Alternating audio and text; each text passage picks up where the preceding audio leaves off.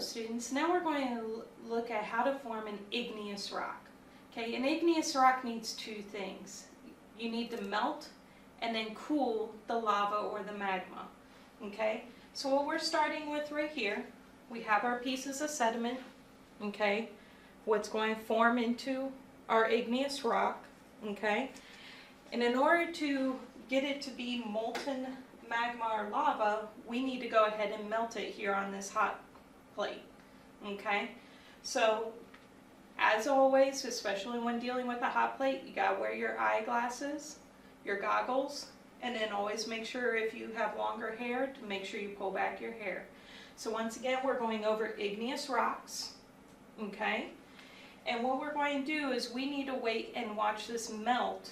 Watch the pieces of sediment melt just like it does in a volcano down deep inside the earth. All those pieces of sediment are melting together to form that igneous rock. So what we're going to do is we're going to zoom in and watch the process of an igneous rock melting and then cooling down to form that igneous rock. Once again, we're watching our sediment melting. You can begin to watch the sediment melting. If you notice, it's starting to become a little bit rounded around the edges and starting to melt. Okay, you can also tell the color is starting to change, so those different colored crystals are starting to form because of the melting of the sediment. Now remember, with an igneous rock, this normally takes a very, very, very long time in order for rock to get down deep inside the volcano and to melt. Okay, so right now what we're doing is we're creating magma inside the volcano. So if you notice, you start to see some bubbling over here on the side. Okay, along the edges we start to get that bubbling effect, just as if it was a real volcano. Okay, starting to get that steam now.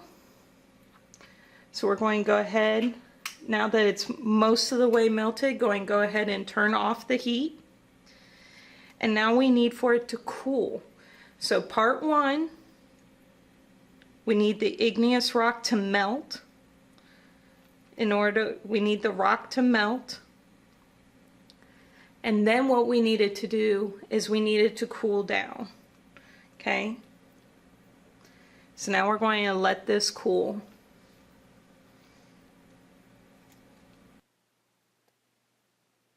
Okay, so while we're waiting for our igneous rock to cool, I'm going to go ahead and show you this picture of a real granite rock. So what this is a real igneous rock called granite.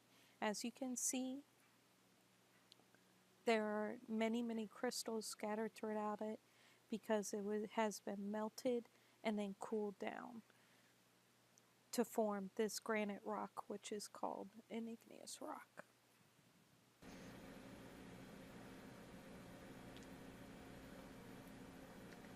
As you can see, the crystals are starting to change.